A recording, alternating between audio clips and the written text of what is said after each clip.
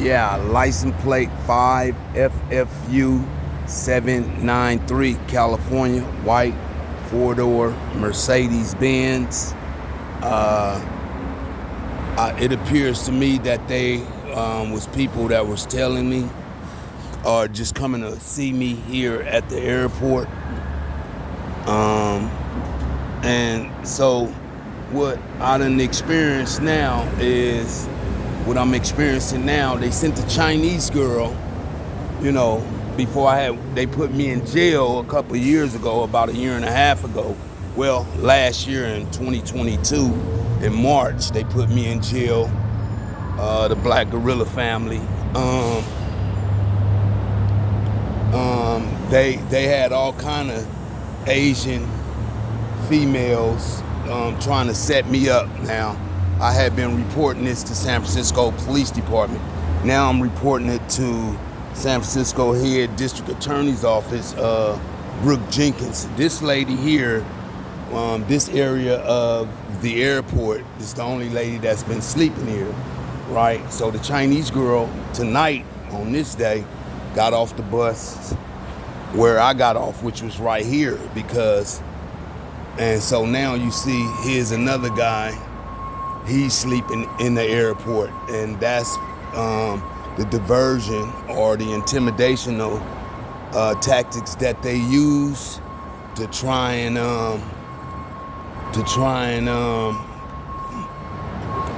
cause some kind of friction, because they want me out so they can try and physically attack me, right? And so tomorrow I'm gonna go to the district attorney's office and try to see if I can see Brooke Jenkins, and talk to her about this situation, because the probation office is saying things to me like, you need to get back on medication, after that they know that this story, what I've been telling, is definitely the truth. In fact, I seen the probation officer, Miss Guest, black lady now, today at around 9:30 this morning, and she was explaining to me and another one of her people, probationer, about how the crime rate in the Bay Area is so terrible that they started doing some other kind of intake information or collecting of information from people on probation. Now, all these people, mayor's office, chief of police office, knows that the crime rate in the Bay Area, instead of decreasing, has increased. But yet and still, here's a person like me explaining to these people on paper, in complaints, about, I'm being tailed and followed by certain gang members, and that they got a contract on me to try and murder me. And it's only 3 people that I know of for sure putting up the money to have me tailed and followed. They had messed up a job of mine, they had messed up a job of mine and got the guys down, the Ethiopian people at the job to try and, they got my name all twisted up with the insurance people, because they had stopped. They didn't pay me for like 7 loads, and they kept wanting me to pull loads, and I wasn't gonna do it. So I told them to come get their truck in Boise, Idaho, and I got out their truck. They sent some dude there to get the truck, and I gave him the truck. But yet and still, these Ethiopians call themselves messing my name up over there and with the insurance people. Now, all this been going on. San Francisco Police Department, San Francisco District Attorney's Office, Oakland Police Department, Oakland District Attorney's Office, and they are well aware of what's going on. They're well aware of my sister Paula Williams, was working for the FBI and landed a bunch of people in jail. They got my sisters, my 3 sisters, and my niece so afraid. They got my daughter so afraid. She afraid to even be around me because they want to kill me. But my niece had been recording my conversation, taking it to Ahmed. She just come back off of a boat trip from Ensenada, Mexico, with my daughter and her mother, my daughter's mother and her husband. And as soon as she got back yesterday night, early this morning, she rushed to Ahmed to go and check in with Ahmed. Now, remind you, this dude's an Arab. He's been putting hits on blacks, young black males in the Bay Area for years, using the Black Guerrilla family in this group that's called Kumi, which they used to be 415.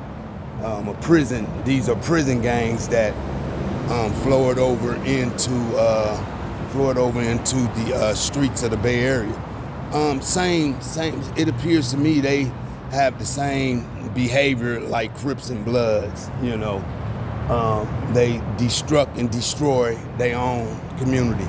But with all that said, I'm gonna conclude this because if I'm murdered, if these people do not check this phone with all the people that's been tailing and following me, you know, the district attorney's office, the Department of Justice in DC, I've been calling them and sending them emails. It is evident that the San Francisco Police Department is not gonna help. And if they did, because I've been making a lot of noise with my complaints, and if they did come out and call themselves, in which I believe they did, because I seen the same 3 people looked like officers, and I can tell officers followed me to the airport and back. It was a female, and it was 2 other different races, and that's the extent of their investigation. They're gonna say that they followed me and they ain't see nobody else follow me. And so I do believe, honestly believe, it's certain high-ranking Black Guerrilla families, and Ahmed is working with a certain particular officer or 2 out of the Tenderloin district. I have no doubt that this is what they do. They get them and they call them friendlies, but they be paying a tab as well. So, I mean, it is not a puzzle. America shows this type of behavior in America with gangsters and police officers. Continuously they make these kind of movies, and they getting these ideas from situations that truly has occurred, especially here in the Bay Area in California. It is really, really bad here and corrupt. I don't know if I'm gonna live to be able to tell this story and write the books on this story, but I hope I do, inshallah, you know, because this one story that needs to be heard. My sisters is extremely afraid. They only concerned is helping them dudes, and the dudes promise them that they will not be touched. They're not gonna be nobody is gonna mess with them. And it's sad, man, you know, it's real sad. My sister Paula, if it wasn't for her helping the FBI instead of taking her time for selling drugs, her and that dude KK, you know what I mean? I don't think none of this would have occurred. This situation that I am, I don't care what they say, why these dudes wanting to kill me. This extended from my sister Paula Williams working with the San Francisco FBI office, federal agent Stephen Patterson, which he visited me in San Quentin in 2000. That's when I learned about it. I don't know how long she had been working with these people prior to federal agent Stephen Patterson and his boys visiting me in San Quentin, because I wrote them and complained about, why are y'all using my family member to help put people in federal prison, endangering her life, her kids' life, and her immediate family life. And so the federal agent Stephen Patterson and his boys flew down to San Quentin and pulled me out the cell and questioned me about who was gonna kill. How the hell do I know? I just found this out through word of mouth. So I will conclude. That's 10 minutes later.